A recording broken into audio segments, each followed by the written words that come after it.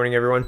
I came across this piece of news, and I don't like protesters inside town halls. Protest outside if you want to, that's no problem, but inside a town hall, that's not great.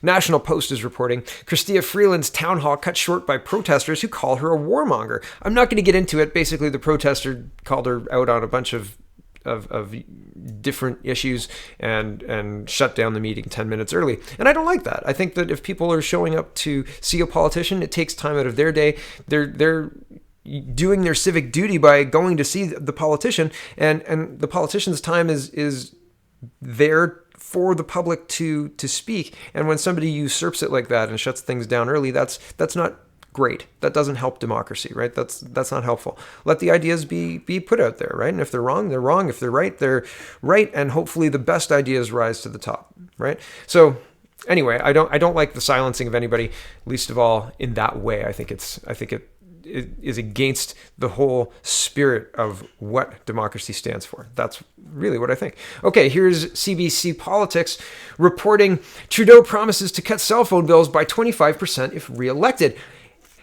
How?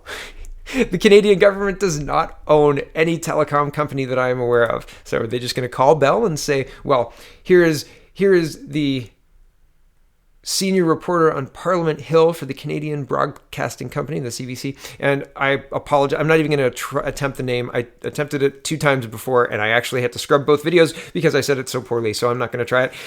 However, she is tweeting, quote, Justin Trudeau has announced the Liberal government would cut cell phone bills by 25%, but won't really specify as to how they'd encourage companies to lower prices, aside from using the levers they would never need to use if they were unwilling.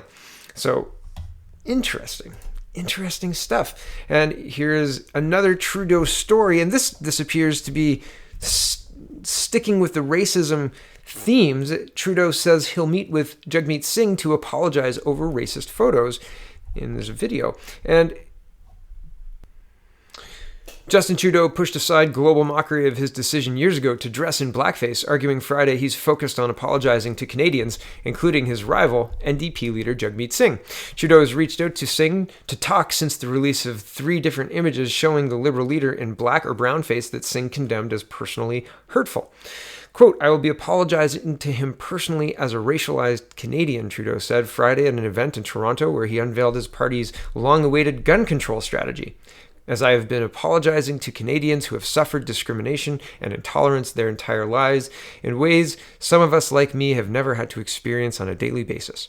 So the Trudeau apology tour continues. I mean, it seems like he's been apologizing to everyone for everything for the entire duration of his administration. It's really interesting that that's the way he's going to spin this. And he's not apologizing for the hypocrisy of his stance. He's not apologizing for projecting racism and finding racists everywhere. He's apologizing to Mr. Singh for the blackface and the fact that he caused Mr. Singh harm by dressing that way.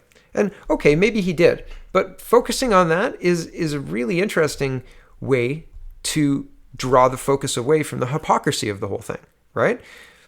Really. And who's the highest profile, to use Trudeau's term, racialized Canadian on the political stage? Well, that's rival NDP leader Jagmeet Singh, who's pledged to prop up a Trudeau minority government. So, isn't all of that interesting? Right? Here's another interesting thing. On September 22nd, Andrew Scheer and the Conservative Party unveiled their veterans platform.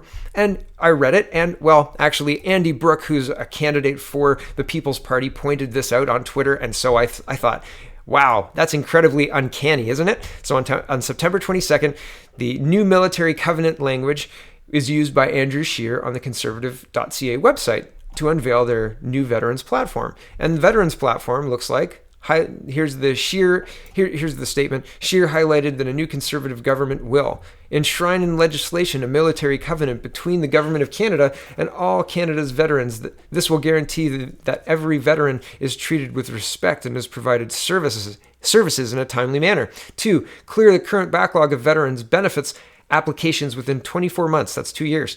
3, create a reliable, dependable pension system that, unlike the Liberal status quo, is fair to Canada's most disabled veterans. Okay, this is where it starts to diverge, but the first 2 planks are basically the same as the People's Party, which was unveiled in August of this year, almost a month ago. I think it was August 22nd. And it says, a People's Party will recognize and respect the unique sacrifices of those who served in Canada's armed forces, enshrine in legislation the country's obligation to our veterans in a military covenant between the government and those who serve in the armed forces. And that was the language that made me go, isn't that interesting? Enshrine in legislation a military covenant, right? They like that, so they just used it? I mean, okay. I guess mimicry, or what's the word? Imitation is the highest form of flattery, right? Right? I guess so.